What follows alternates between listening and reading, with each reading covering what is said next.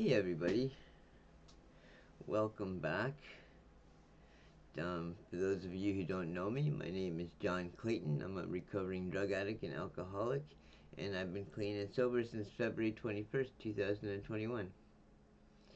And today we're going to carry on in the Living Clean book. I know it's been a while since we've done any out of there. So actually, I think the last time I read out of here was January 25th, and it's now January 8th. So way too long in between, but I've got so many things that I'm trying to work on and get going, and I use a lot of AI to help me with a lot of my other channels, and even though that AI makes the work a little bit more doable, but it's still a matter of getting my ideas from out of here and on the paper, so to speak. So today's reading, or today's, excuse me, today's topic is on friendships. So why don't we just get right into it? Damn, my mouth is a little dry. Okay, so friendships. We may choose the first people we get close to in recovery just because they are available, or they go to the same meetings we do. When we are in crisis, it doesn't matter if we trust someone or not. We reach out and are grateful that anyone is there to grab our hand and pull us back from the edge. We need to trust before we begin to discern who is trustworthy. Discernment comes from hard experience, trusting people we shouldn't, being hurt and coming back anyway.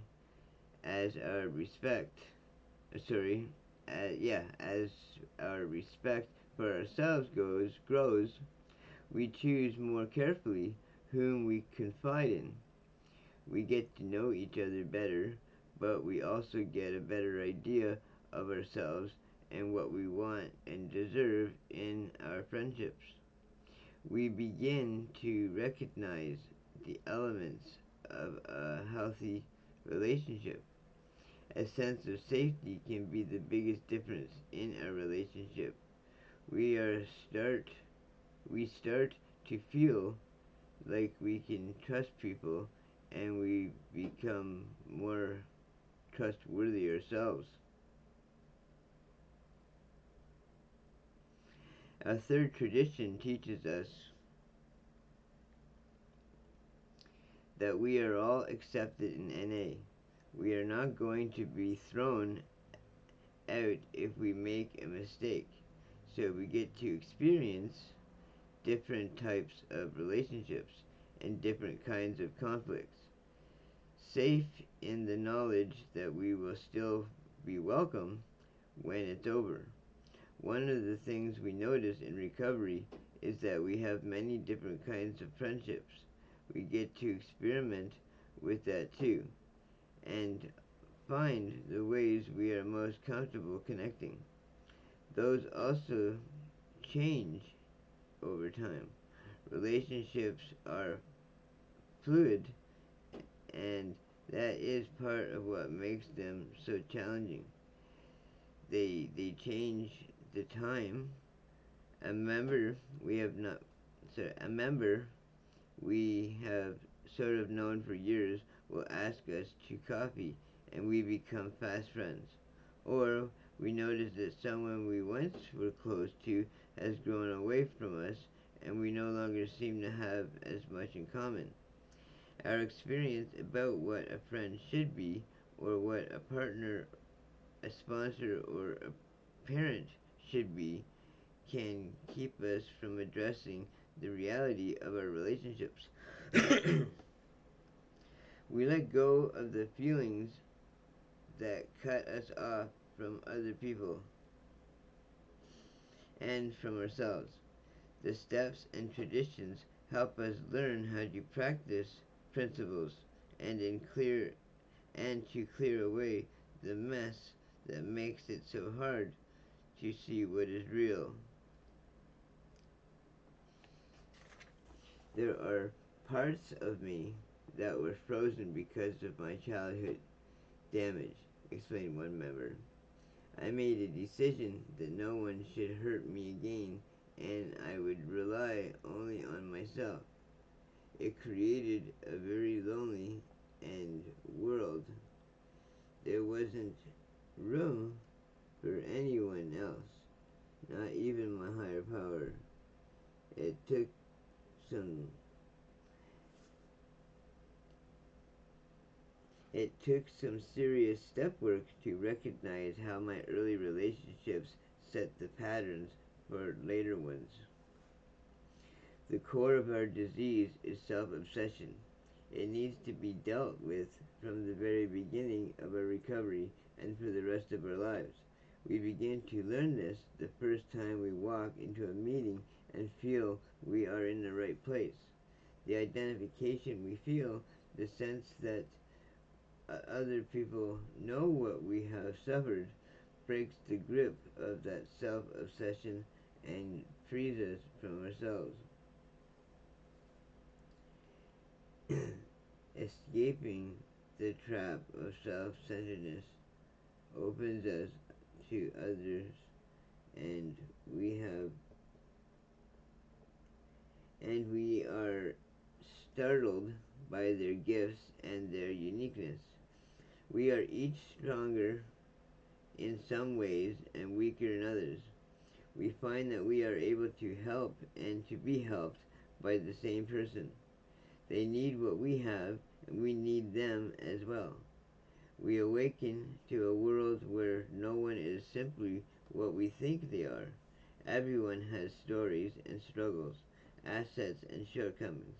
We can learn from anyone and everyone, escaping from cycles of victimization, blame, and shame allows us to see how many other ways we are connected to other people around us, even those we don't yet know. The gifts of recovery are available to us all, and they come through us all. We feel one another's joy and sorrow. We see one another's growth, and we genuinely want to help one another. Even if there is nothing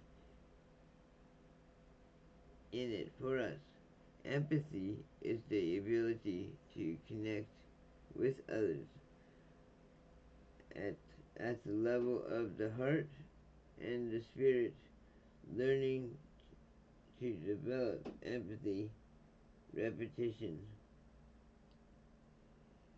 that we develop a conscience and a consciousness outside of ourselves. We develop care and concern, and in some cases even love for people without wanting anything in return. Empathy helps us to meet each other where we are. There is a paradox here. We need to develop empathy and concern for others, and to let go of self-obsession without losing sight of ourselves. We can swing from one extreme to the other, from self-obsession to self-neglect, and then back again. When we find ourselves caught in the pattern, we may be full of resentment and frustration. When we step back and do some inventory, we can see that our willingness is to disappear into sorry about that. Just kind of lost my spot. We can see that our willingness to disappear into someone else's needs was not selflessness at all, but rather a reach for control. Being indispensable makes some of us feel important, just as being taken care of does for others. When we when we let go of selfless selfishness and self-centeredness, we don't lose who we are. We enhance it. There is always more room for empathy and greater capacity for love. We come to understand that just being ourselves really is enough to be loved and cared for by others and by a power greater than ourselves. We all have the opportunity to experience this freedom, but it takes some of us longer than others. We move in and out of self centeredness as we learn to distinguish among our needs, desires, and fears. We find our kindred spirits in the rooms. People who just plain understand us. We laugh at each other's jokes and at our experiences. Once we get comfortable with the changes in our lives, we can see the humor in many of the big issues we face in early recovery. But when we are still in the process, it is not funny at all. Our friends in recovery help us to laugh at ourselves, but they may build us up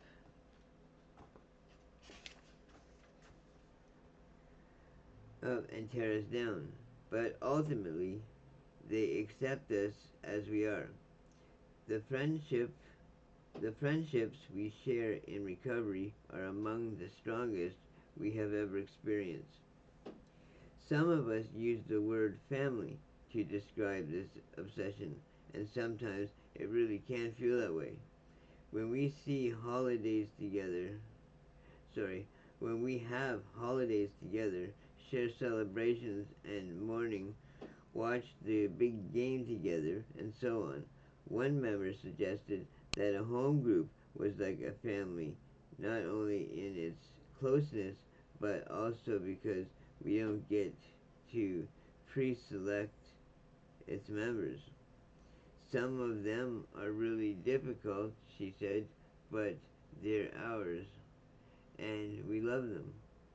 Some of us do have relatives who are in the rooms or are involved in our recovery, but our fellow NA members may be part of the lives of our children, our parents, our spouses. A member whose mother was elderly and alone brought mom to all the local NA events, and she quickly became mom to a whole group of people in recovery who were longing for family connections. I apologize that my reading seems to be a bit more broken up, but I guess the longer ones are a little bit trickier sometimes to stay on top of. Some people regard the whole fellowship as a family, and there are usually one or two in an area who will say, "Hi, family," when they begin to share.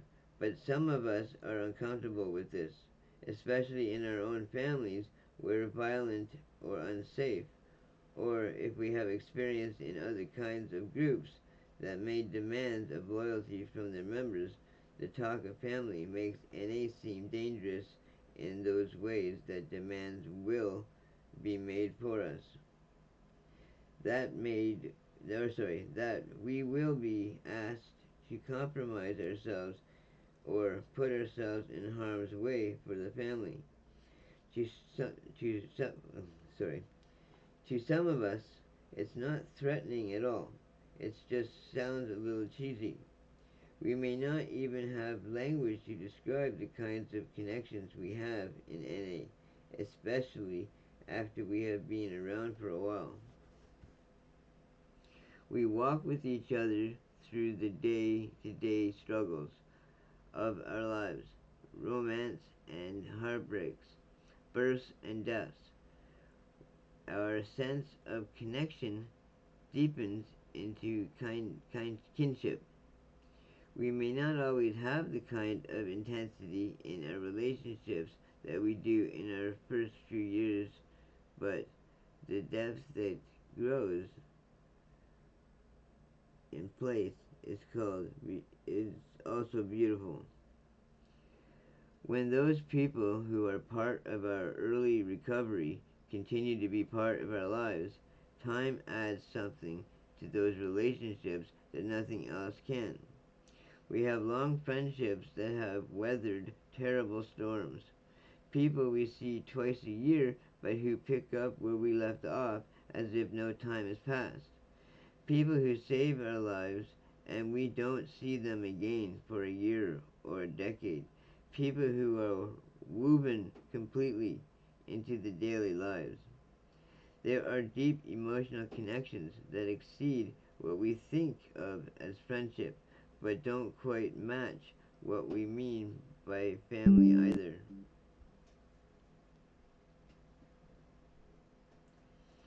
As we stay clean and build long standing relationships, we experience a kind of safety we could not have imagined before.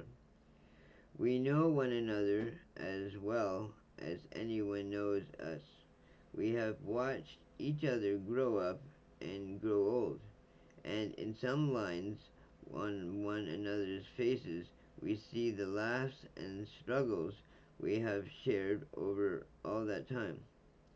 We may be incredibly close to sometimes and further apart at others, but there is something about just knowing we have each other that makes us feel a little less alone in the world. That love and connection feels as deep as any we have experienced. The ways that we love in recovery can be intense and beautiful. We learn to love others and not just our fellow addicts, but our families and those around us with a power we might never have imagined. Many of us turned away from love in our addiction. Those who love us just made us feel ashamed in our self obsession. There was no such thing as enough, and the ways we were loved never seemed adequate to our ever growing needs and demands. When there was sufficient care, concern, and support, we exploited it. Some of us were raised in addicted households or in other circumstances where we never really felt love at all, or where it would come and go so randomly that we learned not to trust it. Relationships are always evolving and are continually in new territory as our relationships grow and deepen. There will always be mistakes. Being able to recognize errors, clean them up, and move on is the gift of the 12th step. We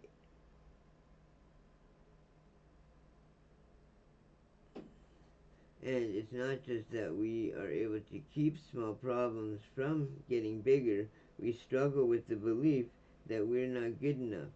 Minor problems in a relationship can magnify our sense that we are inadequate, unlovable, or unworthy, even with many years clean. We alternate between avoiding responsibility for a problem and believing that it's our fault. Surrender frees us from the feeling that we must constantly make up for being so awful. We can feel, sorry, we can deal with our part, surrender, and let go of the rest, accepting that we make mistakes and that they are not the end of the world, of the end of a relationship, as part of coming to terms with our own humanity. We can share honestly who we are beyond our addiction. We are human beings, members of society who have gifts and flaws like everyone else. We are capable of loving and being loved, of caring for others and contributing to their well being. In the process, we build relationships with ourselves and fellow members and our higher power. In the end, what is happening is that I feel loved and supported while learning to have honest relationships without secrets or manipulation. Secure in the love of the fellowship, may my heart is unfreezing.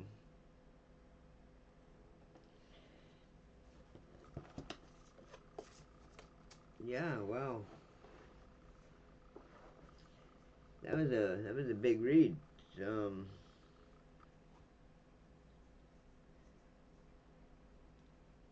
I'm not even too sure where to go with that. I know, like for myself, I've talked about this lots in other videos. Oh, excuse me. The hardest part for me throughout my throughout my recovery, and one of the reasons why I've never been able to find recovery before is that, well, for one, the one way or the only way that I was able to actually 100% surrender is for one, I had to get rid of everybody in my contact list. Anybody and everybody that I ever knew or that had anything remotely to do with narcotics or alcohol, I had to get rid of. And that's something I've never been able to do before, for one, because, I've always, I wouldn't say that I was necessarily a people person, but I always, for the most part, seem to have been a people pleaser, and, but at the same time, I, because I took so much for granted and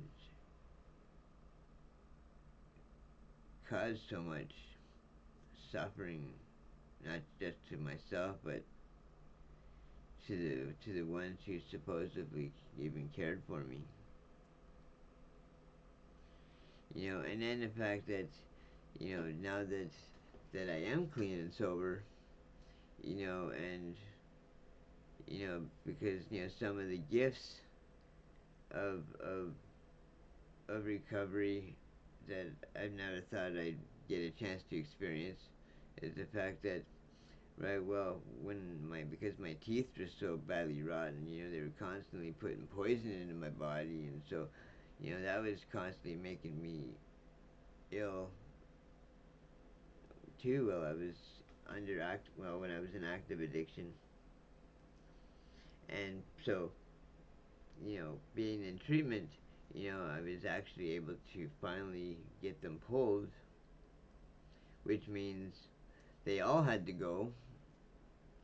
So I've been without teeth for literally almost 4 years, but between getting help with certain individuals and organizations, and then I still had to come up with almost $1,800 out of my own pocket in order to get up uppers and lower dentures, and so I have teeth. I just can't wear them because I know it takes time to get used to them and that, but I couldn't keep them in my mouth long enough to attempt to get used to them because they'd cause me to gag and choke right away, which really made it tough. And then I saw this commercial where I actually went and bought some teeth online that are supposed to actually shape your mouth, and you can eat with them and smile with them, and I turned around and bought them, and at first I didn't even think they were going to come, but they did actually show up, and what a joke. They weren't even what they were supposed to be. I mean, yeah, they were teeth, but it looked like something that you'd get at Halloween, and the only thing you couldn't do with it is eat it. But you couldn't use them, so surprisingly enough, I actually got managed to get my money back, which was super cool. I was worried about that, but so it was disappointing. But so I thought, now I'm uh, motivated, right? So I thought, okay, well, I'll just see if I can push myself, and I'll put my teeth in for a bit, and I couldn't even leave them in for a couple seconds. Man, it hurt so much just to even put them in my mouth. Which means now that because I haven't had teeth in my face for a number of years now, and now because the shape of my mouth just changed, it's like fuck, man. It's like how do I win? But oh, I apologize for my language there. It's kind of slipped out. Um, yeah, but still though, I mean the fact that I no longer have poison going into my body, so that's a miracle and a blessing. It just now I just the sacrifices now I just don't talk very well, and or I can't pronunciate words very well, and I sound like I have a speech problem, which I don't. It's just I have a hard time saying certain words.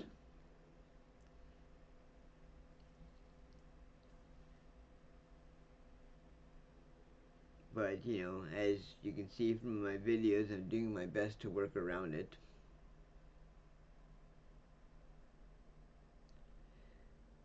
But other sacrifices, though, that I've had to deal with because of my as part of my recovery is because I've I've lived through so much trauma in regards to overdoses and being beat up and being hurt and blah blah blah that for some reason my now that I am safe and sober and clean and blah blah blah, well my my nervous system seems to be stuck in fight or flight mode, which is one of the reasons why I don't sleep well or haven't slept well in the last 4 years.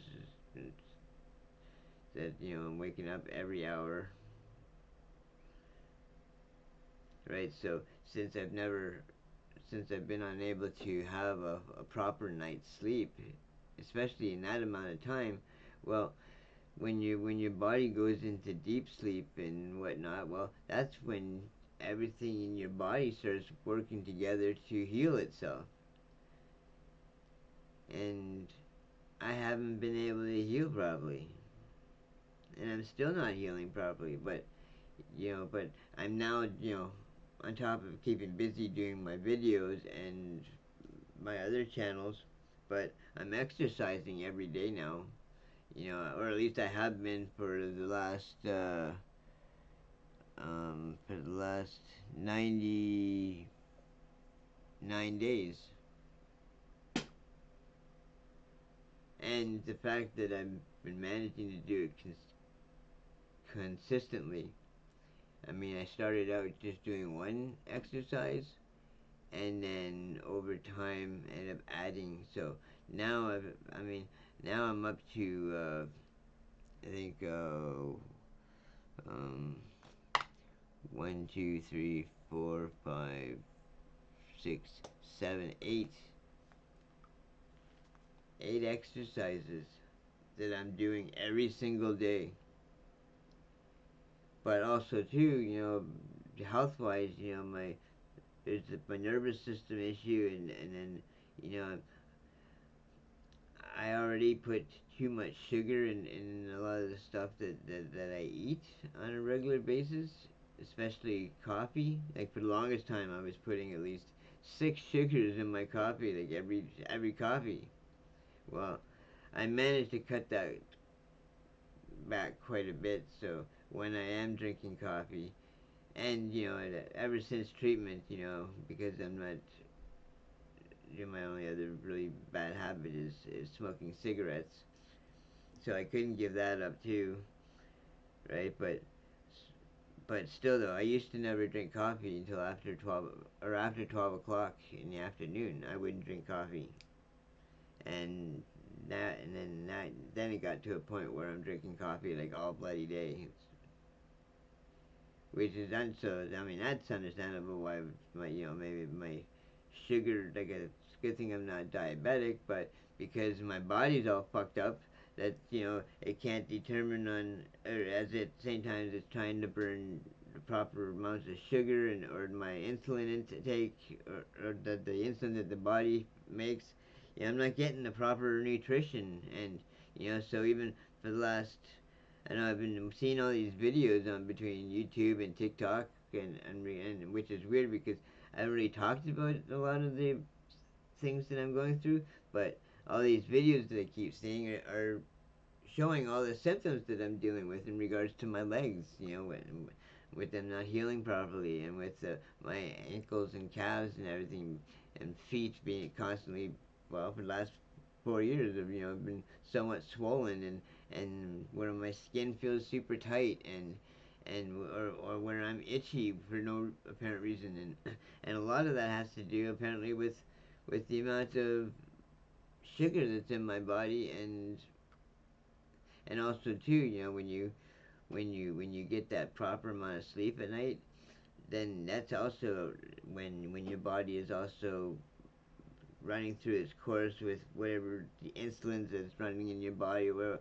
whatever. I'm not, I don't know the scientificness behind it, but it does whatever it needs to do in your sleep. But since I can't sleep long enough to for my body to start healing itself, you know, so I'm trying to do other things, or I'm learning to do other things to help counteract that, so that way, if once I get my, because also too, like if I fall asleep on the computer or something, and if I pinch a nerve, then I'm screwed for like 3 to 6 months. Where I either can't even lift a cup of coffee, or even have the strength to try and put a shirt on, and that's 3 to 6 months, right? And again, it all has because of the way because my nervous system is so weak. And and I know I have no one to blame, but what I've gone through in life, but you know this is the first time I've ever tried to get recovery, and I was an addict my entire life, and now I'm trying to change that life, because I don't want to die, and I'm 53 years old, and everyone around me is dying already, even between the people in the town that I live in, or even people online, or people who I once knew, or even celebrities that I grew up with, or even the ones that aren't even acting anymore, that may possibly be still alive. Everybody is. I'm watching everybody die and suffer around me, and I just want to live now, and I don't even know what I'm capable of anymore, and because half the time I just feel like I don't know what I'm doing, and I don't know if it's just because my brain just can't hold on to any solid ideas, and then so I can work on those, or I don't know, I can't figure it out, and I don't know what to do, and I'm just working one day at a time, trying to figure it out, and at the same time, I try and make it to meetings when I can, and meetings are important to me, but because I have such problems with time management, and